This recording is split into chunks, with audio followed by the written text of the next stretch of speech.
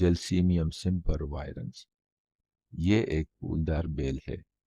इसके दीगर मशहूर नाम है येलो जास्मिन और हार्ट ब्रेक ग्रास। इसके फूलों का रंग जर्द होता है। ये बेल बर्र आज़म एशिया और बर्र आज़म जनूबी अमेरिका में बकसरत उगता है।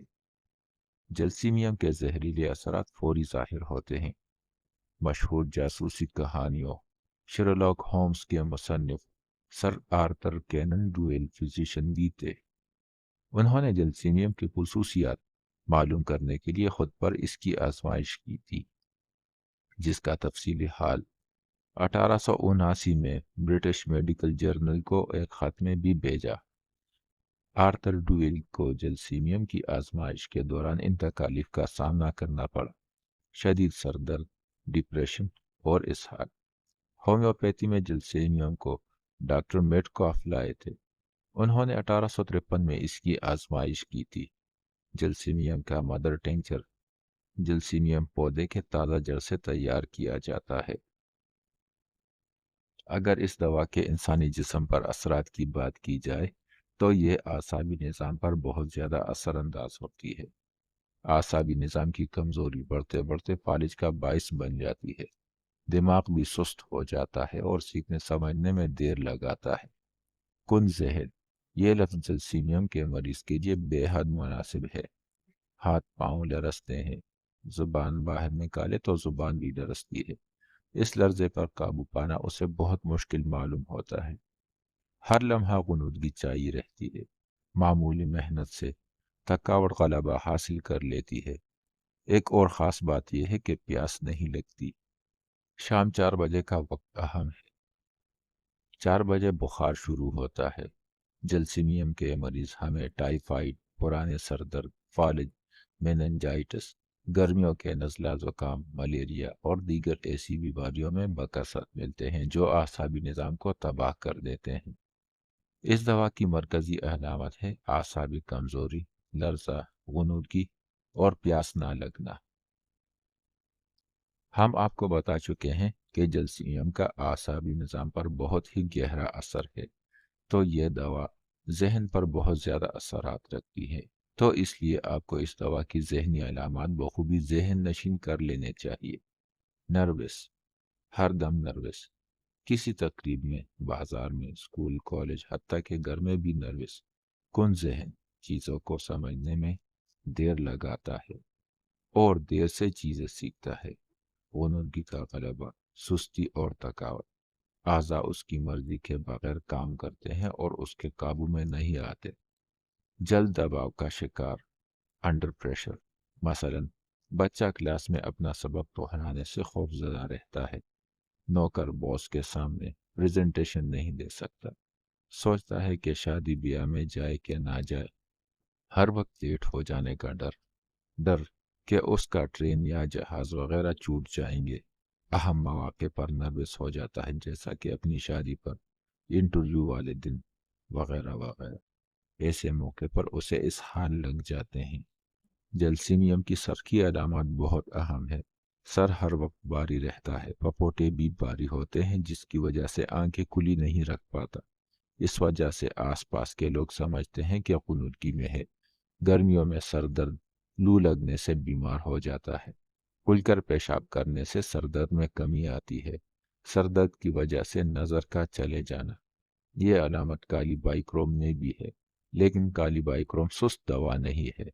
और काली बाइक्रोम में दर्द भी सिर्फ एक डॉट जितनी जगह पर होता है। दर्द अचानक जाहिर होता है और नज़र चली जाती है, लेकिन फिर नज़र आहिस्ता आहिस्ता वापस आ जाती है और सर दर्द भी नज़र के साथ साथ बढ़ता रहता है। आंखों की अलामत भी बहुत ही अजीब है। दुरुस्त ऐनक लगने के बावजूद भी नज़र धुंधलाती है।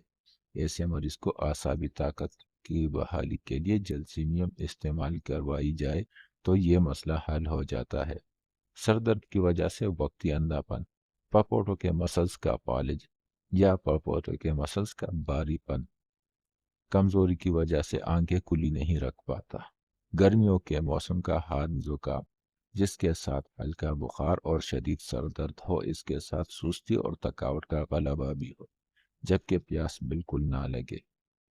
हर वक्त गुमसुम रहता है, چہرہ گرم ہوتا ہے، چہرے کے اعصابی دردوں اور چہرے کے جزوی فالج میں بے حد مفید ہے۔ ٹوڑی بے اختیار ہلتی رہتی ہے، کمزوری کی وجہ سے نچلا جبڑا سنبھال نہیں پاتا، جبڑا لٹک جاتا ہے۔ نچلے جبڑے کا جزوی فالج۔ آئیے جلسیمیم کو ایک مرتبہ پھر سرے سے سمجھتے ہیں۔ اس دوا کی تمام علامات اعصابی کمزوری کے متعلق ملتی ہیں۔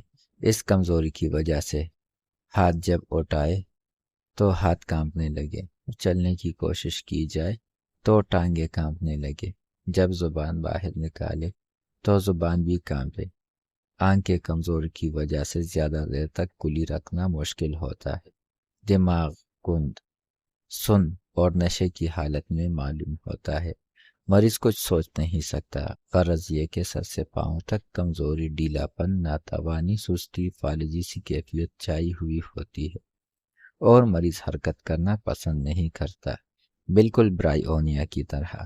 لیکن برائیونیا ایلبا اور جلسیمیم میں پیاس کا فرق ہے۔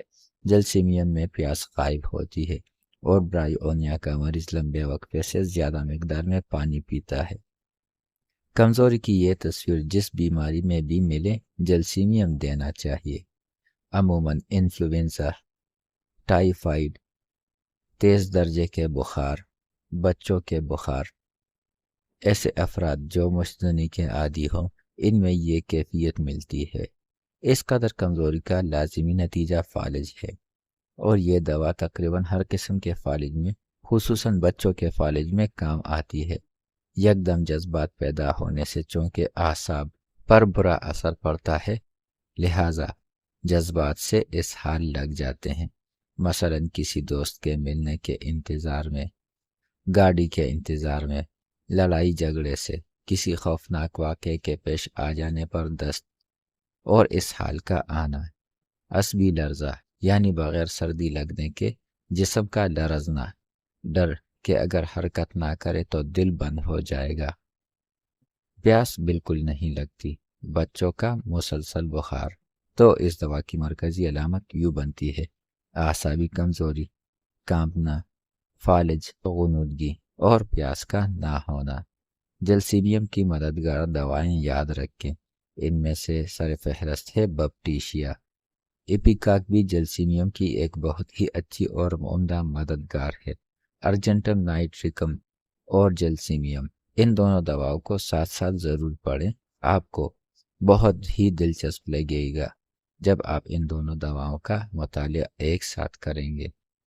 اور اس کے ساتھ ساتھ سیپیا بھی جلسیمیم کی مددگار دواؤں میں سے ہے۔ اگر جلسیمیم زیادہ مقدار میں استعمال کی جائے یا اس کے سائیڈ ایفیکٹس سامنے آئے یا آپ کو کسی ایسی دوا کی ضرورت پڑے کہ وہ جلسیمیم کے اثرات کو ختم کر دے، تو اس کے لیے آپ کو چائنا، کافیا کروڈا، ڈیجیٹیلس اور نیٹرمیور کے نام یاد رکھنے چاہیے۔ دوستو، جلسیمیم کی دو دشمن دوائیں بھی ہیں، ان میں سے ہے ایک اوپیم اور دوسری ہے ایٹروپیم۔ یہ دونوں دوائیں جلسیمیم کے ساتھ کبھی بھی اکٹھے استعمال نہ کریں۔ جلسیمیم مدر ٹنکچر استعمال کے لیے زیادہ محفوظ نہیں، کیونکہ جلسیمیم ایک زہریلا پودا ہے، اسی لیے 6 سے کم طاقت میں اس دوا کو استعمال نہ کریں۔